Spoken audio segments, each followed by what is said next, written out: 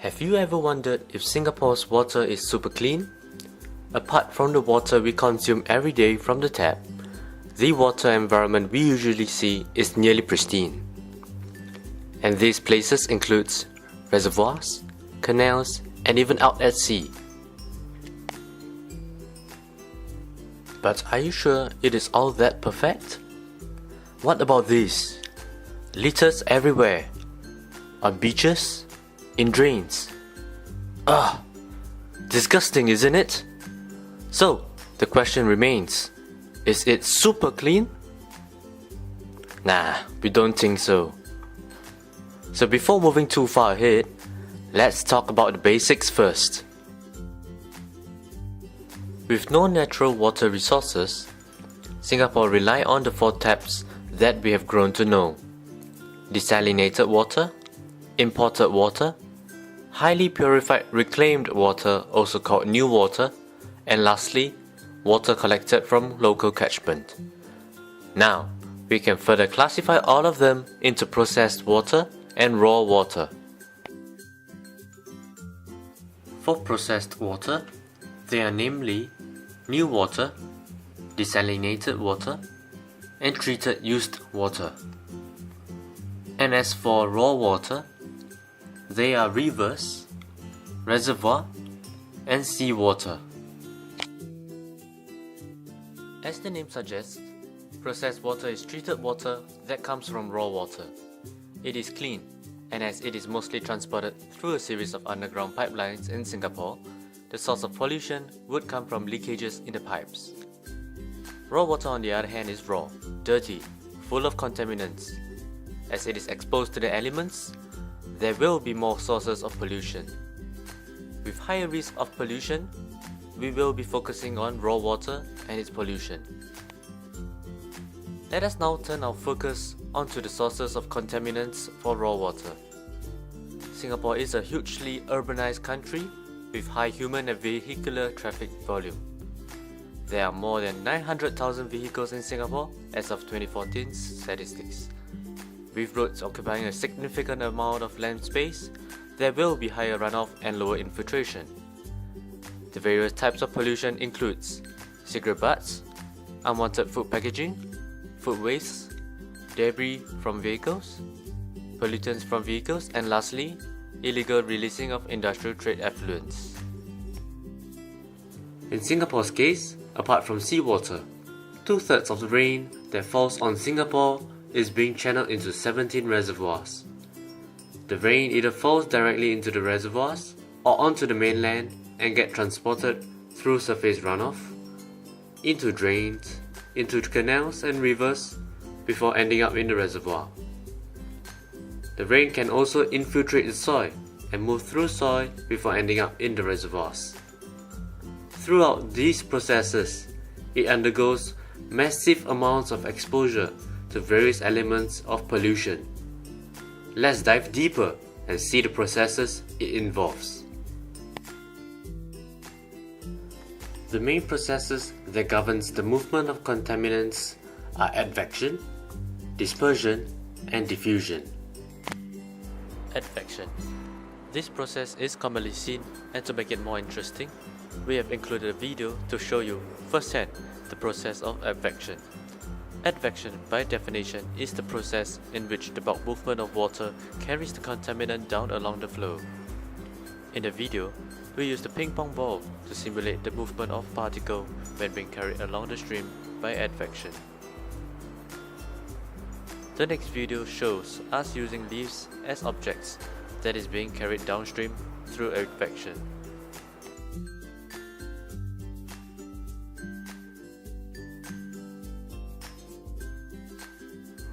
Based on the relative ease at which the objects of contaminants are transported downstream, it can be directly linked to contaminant transport in our water system, and if without proper management and enforcement, continual discharge into the waterways would then mean that the downstream area will receive high amounts of pollutants, hence affecting the water quality. The next mode of movement is dispersion. It is where different flow paths in which water particles would take in a geological medium. Faster flow path is due to a more direct path without much obstacles and obstruction. On the other hand, slow flow paths are those paths that are closer to the boundaries or surfaces, and resulting in reduced speed due to the friction against those surfaces.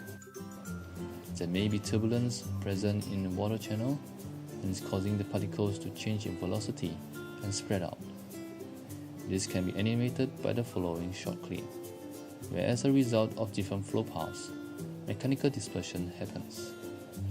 And this involves mechanical mixing and dilution of the solute within the bulk movement of water.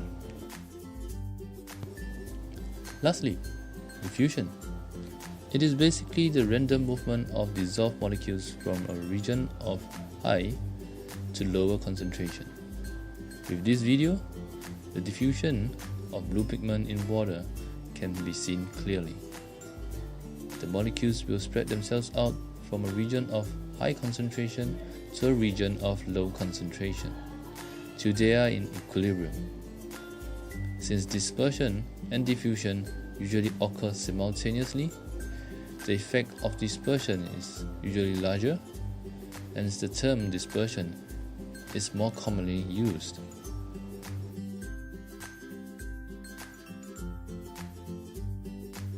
Since contaminant can be transported downstream by water, it will cause an impact to the environment and the living conditions of the biosphere along the waterways and reservoirs.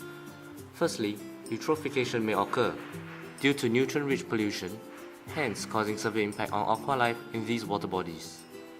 Besides algae blooming, toxic pollutants can be taken in through the roots of the plants, while other living organisms may consume the pollutants directly from the water or indirectly through the food chain. This in turn causes bioaccumulation of toxins in the food chain. This can be seen from the following diagram. In Singapore, there are some fish farms that rear fishes in the open waters, and this can lead to food poisoning in humans. Moreover, with increased pollutant in the waterways and coastal areas, this can lead to a more difficult pre-treatment process. This will also cause an increase in the time taken to complete the treatment process and thus incur a higher cost for the treatment. After understanding the contamination of water, how about coastal water? Being a densely populated city-state that is surrounded by sea, we are regularly exposed to coastal water pollution. With Singapore looking to increase reliance on desalination output to sustain water supply, it is crucial to maintain a good coastal water quality in Singapore. The main sources of pollution are rubbish thrown by beachgoers and discharge from moored vessels. The presence of harmful contaminants will only serve to disrupt the ecosystem and water quality, which will affect the time and cost of pre-treating seawater. This only serves to emphasize the importance of a clean coastal area and water. One large-scale coastal pollution incident happened in Singapore several years ago at Pasir Ris Beach from 2008 to 2011. The cause of the coastal pollution was due to minor leakages from aging sewers and also discharges from small-scale sewage treatment plants nearby. Furthermore, the low currents in the concave part of the beach made diluting and dispersing of discharge pollutants ineffective. The contaminants then tend to stay in the vicinity coastal waters at Pasir Ris Beach. As a result, the entire beach was closed. Swimming activity was forbidden due to high bacterial levels present in the water. Coming into contact with such polluted water can lead to health issues such as gastrointestinal illnesses like vomiting and diarrhea. The remediation of this issue was by extending the sewage network and also diverting used water from the 39 sewage treatment plants. Together with the rehabilitation of 23 kilometers of aging sewers that were near the beach, the condition was brought under control and the beach is safe for recreational activities from 2012. Therefore, from this case, we are able to see how improper discharge or leakage of contaminants impacts the ecological environment. The coastal pollution at Pasir Ris could have been prevented if sufficient control measures were implemented beforehand. With Singapore's general water environment being clean, regular checks, updates, and improvements coupled with regular maintenance definitely played a part in protecting our waterways. Singapore have come up with a comprehensive water management to secure the quality of water in the form of 3 branches: the 2-system approach, cleaning, and enforcement. Singapore adopted a 2-system approach where we separately channels used water and rainwater. Rainwater is being harvested through retention of rainfall and it being treated for drinking water. Wastewater is transported through underground sewers and treated at water reclamation plant. Excess treated wastewater is then discharged back into sea. The two systems approach helps to keep waterways free of pollution. Next, to keep the water in the drainage network as litter-free as possible, physical cleansing of drains and canals are carried out regularly island-wide in order to meet specified cleanliness standards. Litter collection devices such as float booms and litter traps are placed by PUB in upstream drains at strategic locations and major rivers and canals. Grease traps are also implemented by Singapore in aiming to trap high amounts of grease that is produced during the cooking process, thus reducing the potential clogging of sewage system. Lastly, Singapore implemented laws to enforce on the regulations they have put in place. Discharge limits are to be observed and if flouted, fines will be imposed. Under the Singapore statutes, there are two acts which also helps govern environmental protection. They are Environmental Protection and Management Act (EPMA) and Sewerage and Drainage Act (SDA). This helps to control pollutant discharge into the networks, thus contributing to the protection and management of the environment and resource conservation. I look into the future. With increasing reliance on water catchment for water supply, more has to be done to control and better monitor water quality in reservoirs. Several research projects and new methodologies are conducted to enhance the understanding of water quality. A few examples are like the use of handheld radiometer that analyzes the characteristics of the water's color spectrum and hence determine concentrations of the water quality parameters. Another method is the fish activity monitoring system to analyze the water quality from the condition of fishes in the water sample. Hyperspectral imaging technology can also be explored. The electromagnetic spectrum of each image pixel is used to identify materials or detect processes. Hence, we can also use it to determine water quality of reservoirs. Hence, to sum it up, is Singapore's water super clean? Will it ever be super clean? It is a debatable and subjective matter, with varying views and opinions from everyone. But surely, we wouldn't want to go back to how we started, right? We have made extraordinary leaps in improving our water cleanliness. Let us progress further and help sustain and improve the environment. For a better future, for a better Singapore.